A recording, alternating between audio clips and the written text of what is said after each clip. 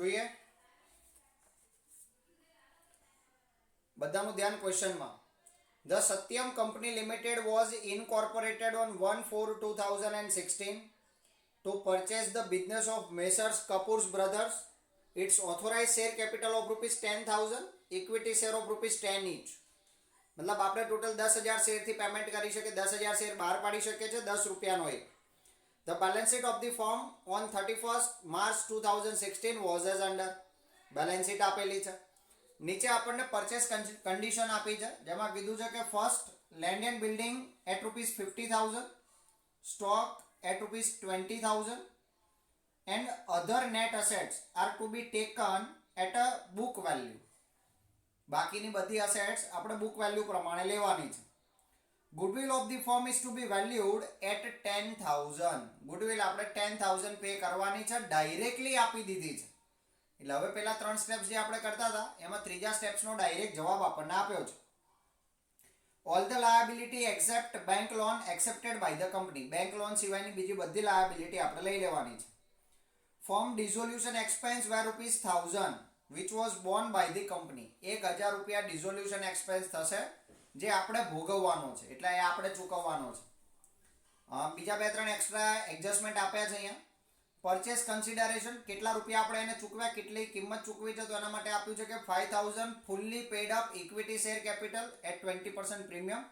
5,000 equity share આપે. હવે કેટલા રૂપિયાનું એવું ના જોતા, કારણ કે ઉપર પહેલી જ લાઈનમાં આપણને કહી દીધું હતું ફર્સ્ટ પેરેગ્રાફમાં કે 10 રૂપિયાનો એક શેર છે આપણી જોડે, તો એવા 5,000 શેર આપ્યા 20% પ્રીમિયમથી. 6% ના 50,000 ડિબેન્ચર આપ્યા અને રેસ્ટ ઇન અ કેશ, બાકીની રકમ કેશમાં પણ કેટલી એ નથી આપ્યું. પરચેસ કન્સિડરેશનની ટોટલ અમાઉન્ટ પણ નથી આપી. એટલે આ એક મોટો ટ્વિસ્ટ છે જે આ સમમાં આપણે શીખશું. પ્રિલિમિનરી એક્સપેન્સ આપ્યા છે જે છે ₹1,600. નાવ તો સ્ટાર્ટ કરીએ હવે આપણે. In books of Satyam company limited.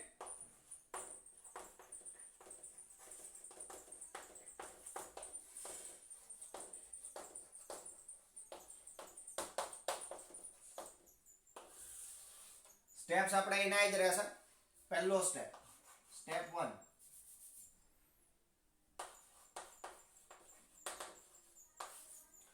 Net assets.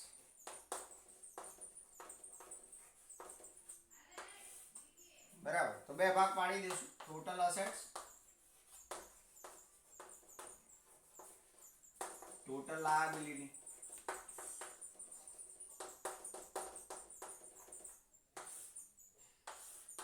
ચલો લિસ્ટ લખતા જઈએ, જે એડજસ્ટમેન્ટ આપ્યા છે એને સાથે લઈને. પણ સૌથી પહેલા શરૂઆત ક્યાંથી કરવાની? ગુડવિલ થી. આપણને ગુડવિલ આપી દીધી છે. દર વખતે આપણે ગુડવિલ એસેટ્સમાં શોધીને પછી એડ કરતા હતા.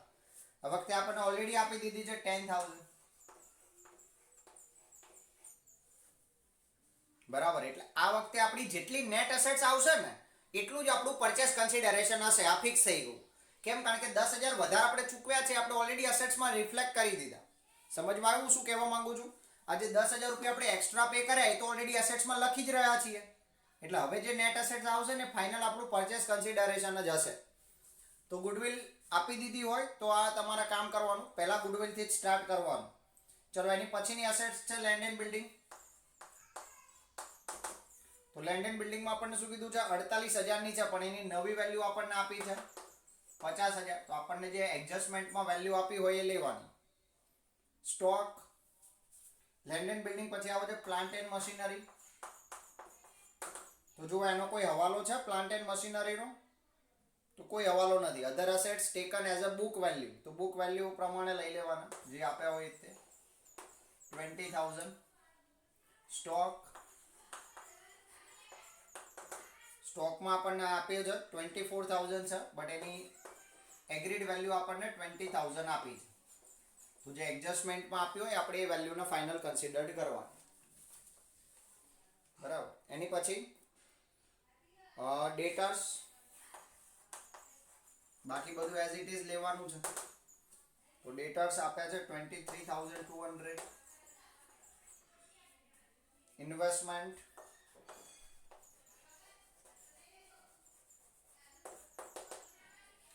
ઇન્વેસ્ટમેન્ટ આપ્યું છે આપણને 4800,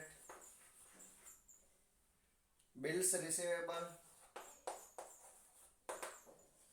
એ આપ્યું છે આપણને 6400, અને બેંક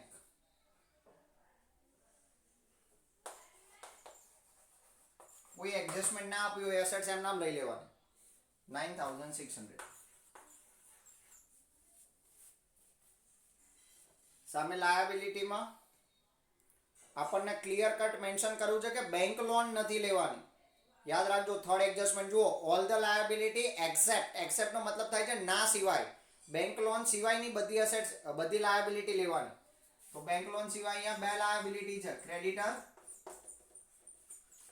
રિઝર્વ એ લાયબિલિટી ના કહેવાય, યાદ રાખજો, અને બિલ્સ પેએબલ. તો બંને લાયબિલિટી આપણે લઈ લીધી 22,000, 7,000. ચલો બંને સાઈડ નું ટોટલ કહી દો જરા મને.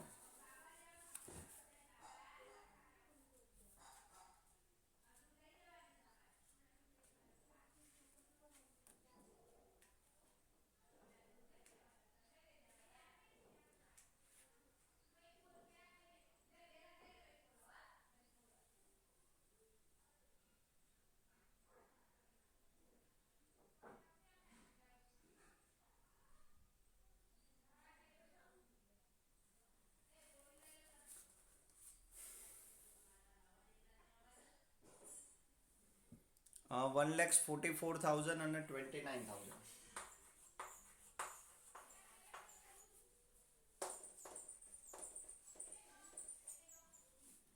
ચલો બીજા બધા એડજસ્ટમેન્ટ આપણે વાંચેલા છે બરાબર. ખાલી એક પરચેઝ એક્સપેન્સ પ્રિલિમિનરી એક્સપેન્સનો એડજસ્ટમેન્ટ છે, બાકી પરચેઝ કન્સિડરેશન એ આપણો સેકન્ડ સ્ટેપ છે.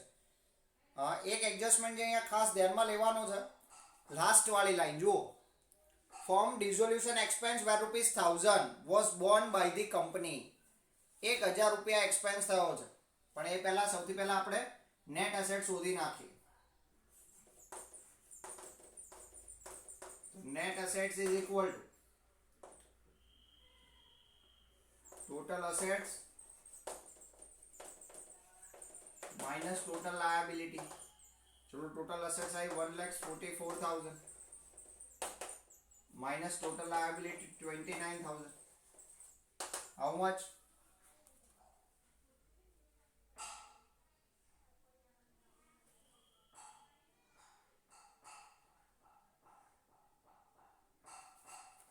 કેટલો આવશે આન્સર?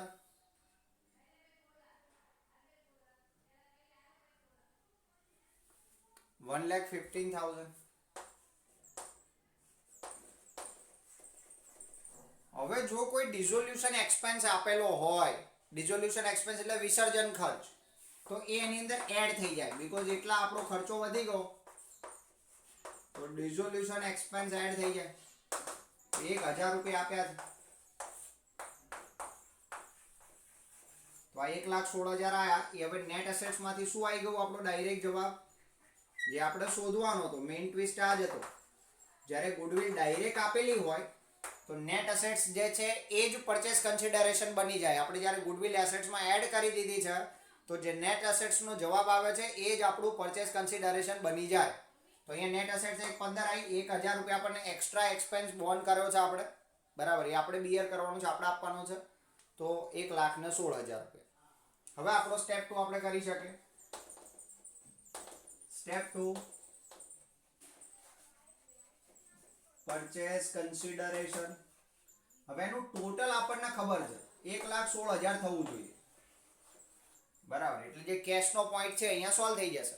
હવે મૂકતા જઈએ જે પેમેન્ટ કરવું એ. પહેલું પેમેન્ટ કેટલાનું કર્યું?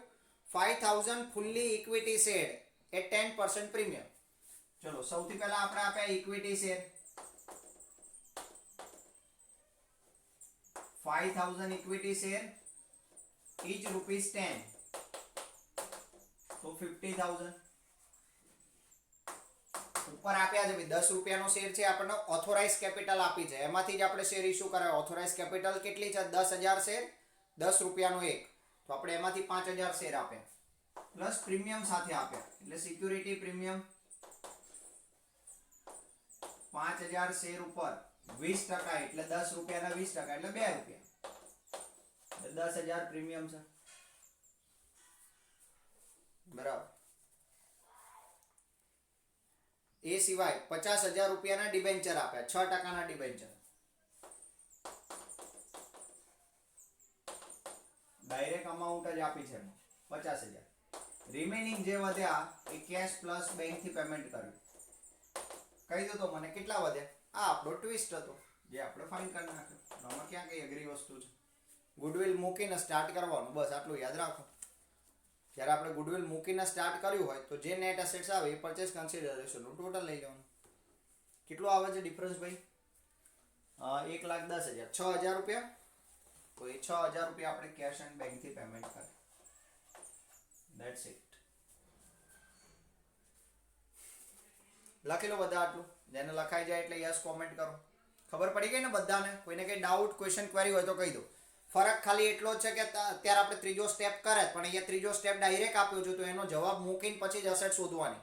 કેપિટલ રિઝર્વ હોય તો લાયબિલિટીમાં મૂકી દેવાનું, પછી જ આગળની ગણતરી કરવાની. એટલે 2 સ્ટેપ આવશે. ત્રીજો સ્ટેપ આપ્યો છે એટલે 2 સ્ટેપ આવશે. એટલે એની જગ્યાએ કેશ એન્ડ બેંક મિસિંગ હતું, એ આપણને મળી ગયું. આ ડિઝોલ્યુશન એક્સપેન્સનું ખાસ ધ્યાન રાખજો. નેટ એસેટ્સ આવ્યા પછી એમાં એડ કરવાનું. અને જ્યારે આપણે જનરલ એન્ટ્રી કરીએ ને ત્યારે ડિઝોલ્યુશન એક્સપેન્સને શેમાં એડ કરી દેવાનું? ગુડવિલમાં. જ્યારે આપણે આમનો જ કરશું ને ત્યારે આ ડિઝોલ્યુશન એક્સપેન્સને ગુડવિલમાં એડ કરી દેવાનું. યાદ રાખજો આ વસ્તુ. ના યાદ રહે તો હાંસિયામાં લખી લો કે જ્યારે આપણે આમનો જ લખીએ ત્યારે આ જે ડિઝોલ્યુશન એક્સપેન્સ આવ્યો છે એ ગુડવિલની અમાઉન્ટમાં એડ થઈ જાય. એટલે ગુડવિલમાં આપણે ડેબિટ 10,000 નહીં કરીએ, 11,000 કરશું.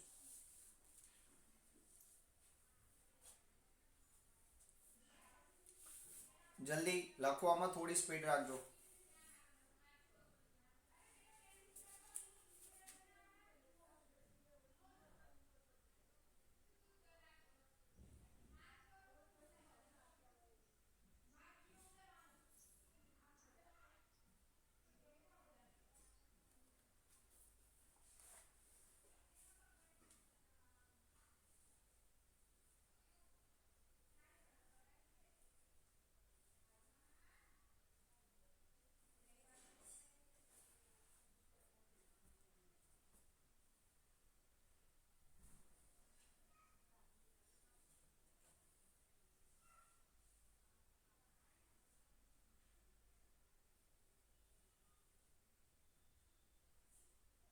લખાઈ ગયું બધાને? Yes or no? જનરલ એન્ટ્રીના ખાના ડ્રો કરી દો ફટાફટ. જનરલ એન્ટ્રી ડ્રો કરી દો.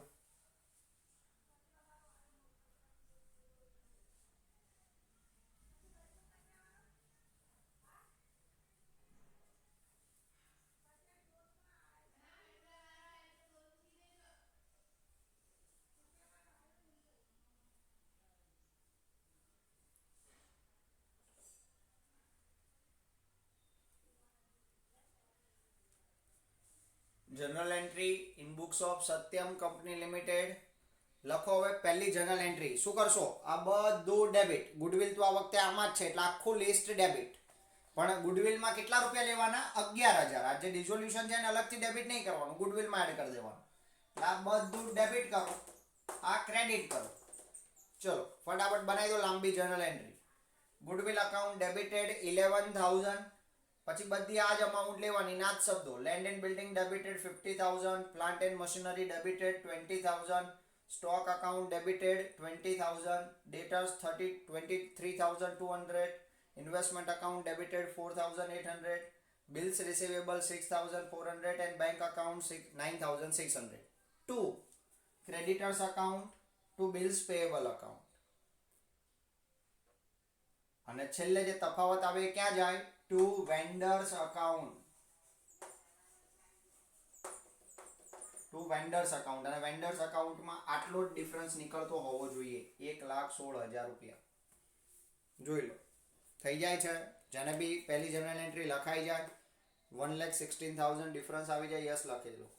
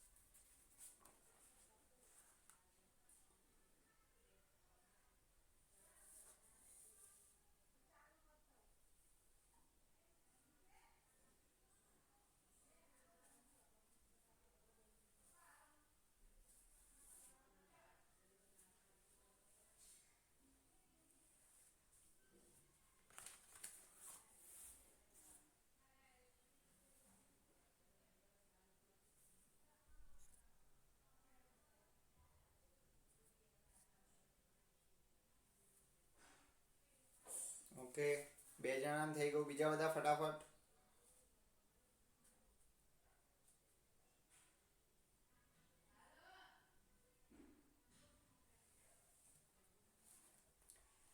ચલો હવે બીજી જનરલ એન્ટ્રી શું કરશો? વેન્ડર્સ ખાતે આવી ગયા ને 1,16,000. હવે એનું એ ડેબિટ કરો. Vendors account ડેબિટેડ.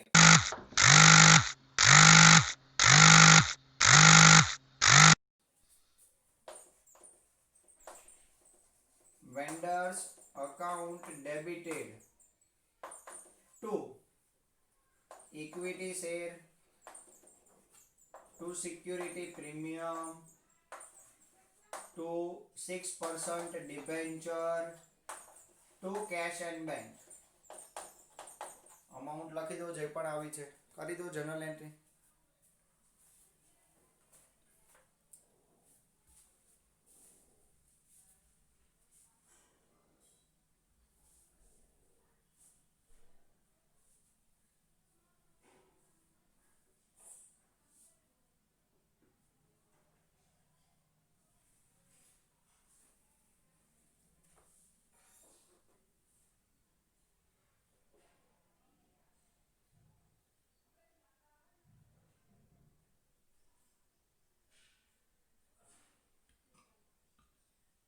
ક્લિયર? હવે જુઓ, કોઈ વાર સમમાં છે ને એક્સ્ટ્રા પોઈન્ટ આપ્યા હોય, જેમ કે અહીંયા જુઓ લાસ્ટ એડજસ્ટમેન્ટ એક્સ્ટ્રા આપ્યો છે. બાકીના એડજસ્ટમેન્ટ તો દરેક સમમાં હશે જ તે, પણ અહીંયા એક લાસ્ટ એડજસ્ટમેન્ટ એક્સ્ટ્રા આપ્યો છે, જેમાં આપણને કીધું કે preliminary expense of the company amounted 1,600. Preliminary expense એટલે આપણને ખબર છે કંપની ઓપનિંગ કરતી વખતે 1,600 રૂપિયાનો બીજો ખર્ચો થયો, તો એની ખાલી આમાં કોઈ એન્ટ્રી ના આવે, એની ખાલી એક જનરલ એન્ટ્રી પાસ કરવાની બસ. જે પણ એક્સ્ટ્રા કંપની શરૂ થયા પછી જે ખર્ચા થાય એની ખાલી જનરલ એન્ટ્રી પાસ થાય, બરાબર? તો એની એક એક્સ્ટ્રા જનરલ એન્ટ્રી અહીંયા આવશે. 3 નંબર કરીને એક એક્સ્ટ્રા જનરલ એન્ટ્રી કરી દો. Preliminary expense account debited to bank account. લખી દો preliminary expense account debited to bank account 1,600.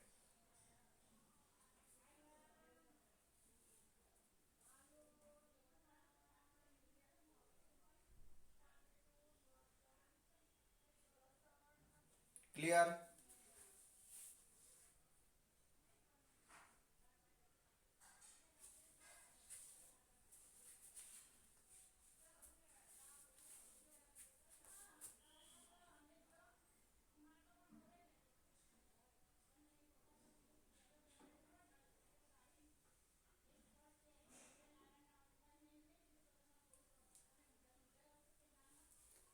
બોલો ફટાફટ. ક્લિયર એકદમ બધાને? Yes or no? લખાઈ ગઈ ત્રીજી જનરલ એન્ટ્રી?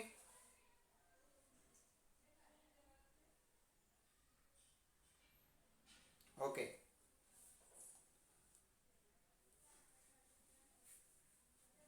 તો જનરલ એન્ટ્રી અહીંયા પૂરી થઈ જાય છે. હવે બેલેન્સ શીટ કેવી રીતે બનાવવી, માની લો કે આમાં હું તમને બેલેન્સ શીટ પણ શીખવાડી દઉં.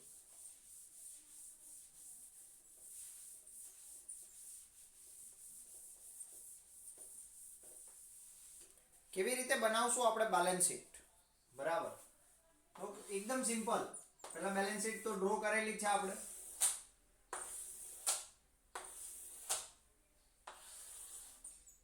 આ રીતનું ફોર્મેટ આવશે balance શીટનું.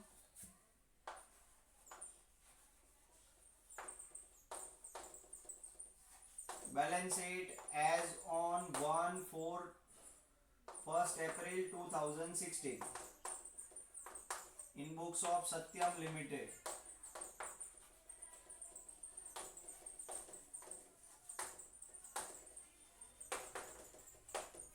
In books of Satyam Limited. Particular note number, જેની વધારે ગણતરી હોય એની નોટ બનાવવાની. નોટ નંબર રૂપીઝ અને રૂપીઝ યાદ રાખજો, ડેબિટ ક્રેડિટ નહીં, બંને રૂપીઝ ના ખાના જ છે. હવે આપણને ખાલી હેડિંગ યાદ હોવા જોઈએ, બરાબર? સૌથી પહેલો પાર્ટ આવે છે એ ઇક્વિટી એન્ડ લાયબિલિટી.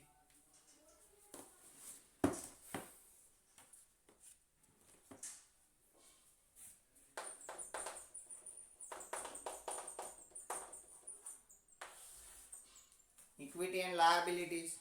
એમાં આપણને ખબર છે 3 ભાગ આવે. એમાં પહેલો ભાગ શેર હોલ્ડર્સ ફંડ. તો હવે જે આપણે કેલ્ક્યુલેશન કરીને એમાંથી જ આમાં મૂકતું જવાનું. That simple. શેર હોલ્ડર ફંડમાં શું આવે ભાઈ પહેલા? તો શેર હોલ્ડર ફંડમાં પહેલી વસ્તુ આવે શેર કેપિટલ. તો ચલો નવી કોઈ શેર કેપિટલ અહીંયા આપણે લખી? યસ ઓર નો? તો કે ભાઈ આ ઓથોરાઇઝ કેપિટલ તમે લખી શકો છો, પણ અત્યારે હાલ હું ડાયરેક્ટ શીખવાડું છું. તો શેર કેપિટલ, તો આપણે ઇક્વિટી શેર કેપિટલ.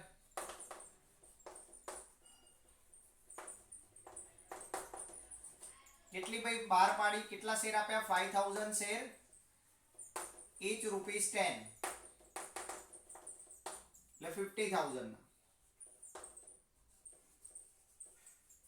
ચલો ક્લિયર? 5000 શેર, each ₹10, 50,000 ના. એની પછી એમાં બી આવે રિઝર્વ એન્ડ સરપ્લસ.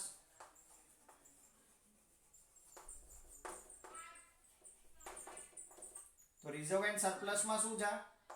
તો એમાં આવ્યું આપણી સિક્યુરિટી પ્રીમિયમ. જે પણ નવું આવ્યું એ બધું લખવાનું. Security premium reserve and surplus માં આવશે. કેટલું સિક્યુરિટી પ્રીમિયમ આવ્યું હતું ગણતરીમાં? 10,000. બરાબર, લખી દીધું. ચલો આમાં બે જ વસ્તુ આવે. શેર કેપિટલ ની અંદર આ બે જ વસ્તુ આવે. ટોટલ બાર ખેંચી લો 60,000. ઓકે. એની પછી નંબર 2 નોન કરંટ લાયબિલિટી.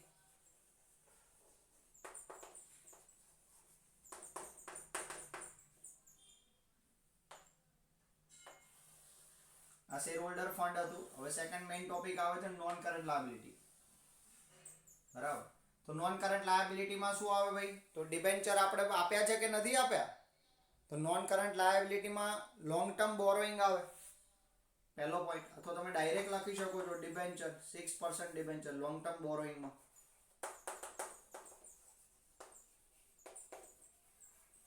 કેટલા રૂપિયાના ડિબેન્ચર આપ્યા? 50,000.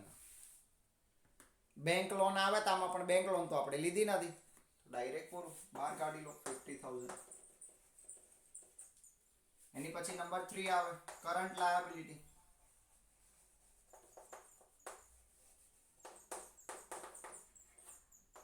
જુઓ આપણી ગણતરી. કરંટ લાયબિલિટી માં શું આવ્યું? ક્રેડિટર અને બિલ્સ પેયેબલ બે આપણે લીધા છે, તો બે લખી દેવાના.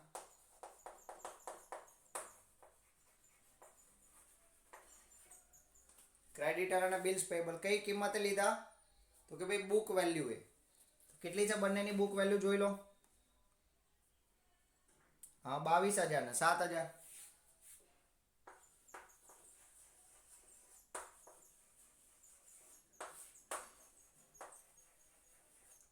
ટોટલ કરી લો. આ બેલેન્સ શીટ નું એક સાઈડ નું ટોટલ આવી ગયું.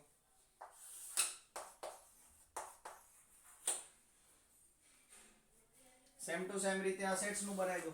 આ બધી વસ્તુ આપણે 12th માં શીખી ગયા. ખાલી મૂકવાનું છે બસ.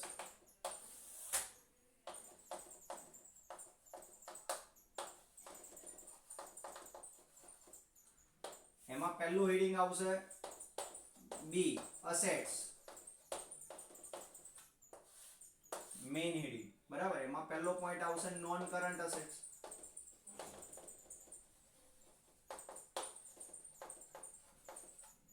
એમાં એ ફિક્સ એસેટ્સ.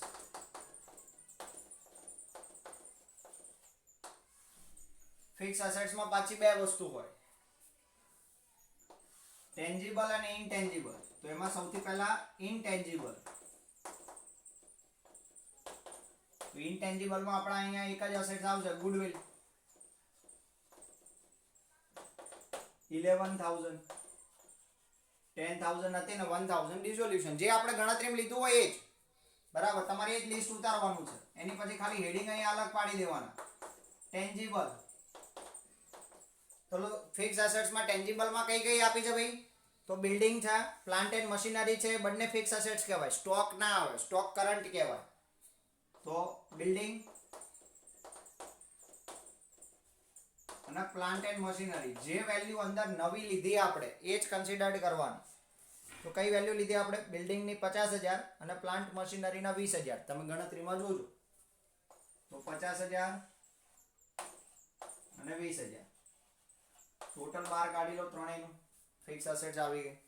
પછી કોઈ ઇન્વેસ્ટમેન્ટ કે એવું કંઈ આપ્યું છે? બરાબર. તો ઇન્વેસ્ટમેન્ટ ને એવું આવશે લોંગ ટર્મ માટે, પણ એવું કશું જ નથી. બરાબર. સ્ટોકથી બધી કરંટ એસેટ્સ હોય. તો બસ અહીંયાથી આપણું ચાલુ થઈ જાય. બી નંબર 2 કરંટ એસેટ્સ.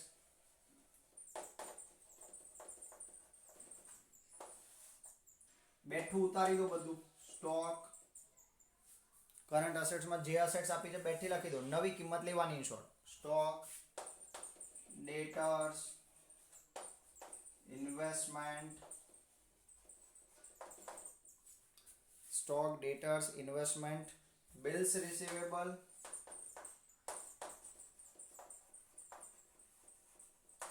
અને બેંક. ખાલી બેંકનું બેલેન્સ આપણે શોધવાનું.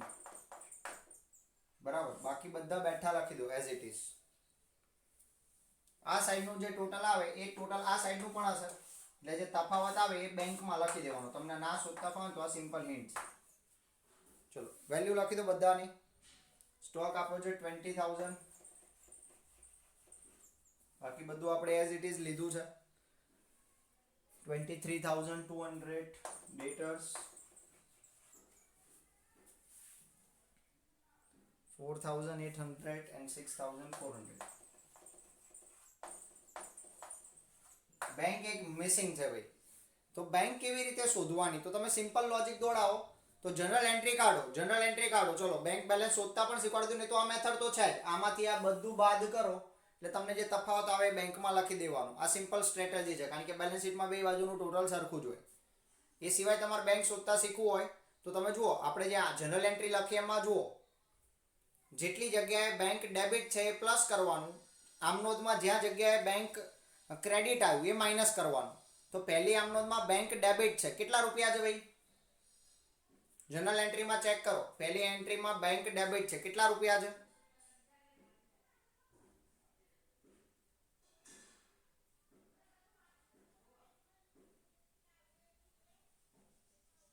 $9,600. એ પ્લસ કરવાના. ડેબિટ છે એટલે.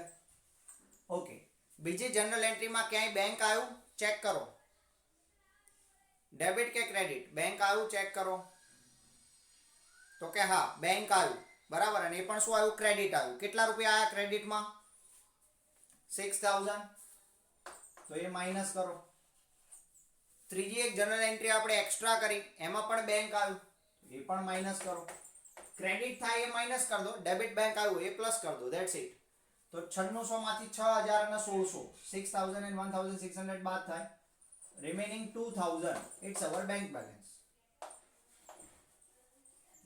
આ સાઈડના ટોટલ બહાર કાઢી લો. સરવાળો બે બાજુ કરી લો. બેલેન્સ શીટ ટેલી થઈ જશે. એમાં ક્યાં કઈ લોજિક છે? આપણને આખી આવડે છે. ખાલી જે ગણતરી કરી એમાંથી ડેટા પુટ કરવાનો છે.